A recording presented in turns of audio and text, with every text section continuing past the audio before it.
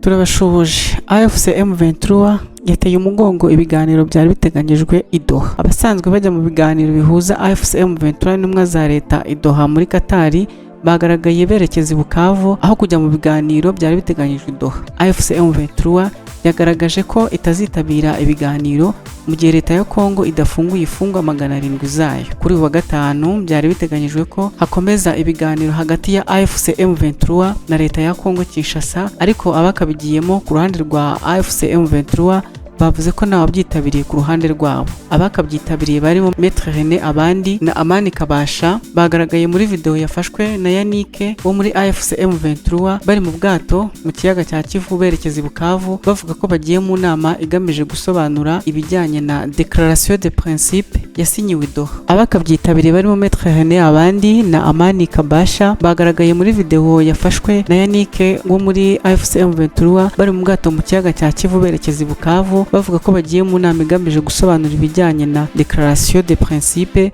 yasinyiwe i Doha. Perezida wa AFC M23 Bertrand Bisimwa yumvikanye mu mashusho yafatiwe i Bukavu avuga ko batakwihanganira ibikorwa by'intambara bya leta ya Kongo, bakamenyesha umuhuza n'abandi bose bagira uruhare mu nzira zo kugarura amahoro ko AFC M23 izagira ikikora mu gukuraho burundu ikibazo cyose gishyira mu kaga abasivile mu gihe haba nta kindi gikozwe. Ku ruhande rwa leta ya Kongo ntibiramenyekana niba intumwa zayo zaba zoherejwe i Doha mu biganiro nk'uko byari biteganyijwe. Murakoze. Iyi ni inkuru dukesha umuseke.rw.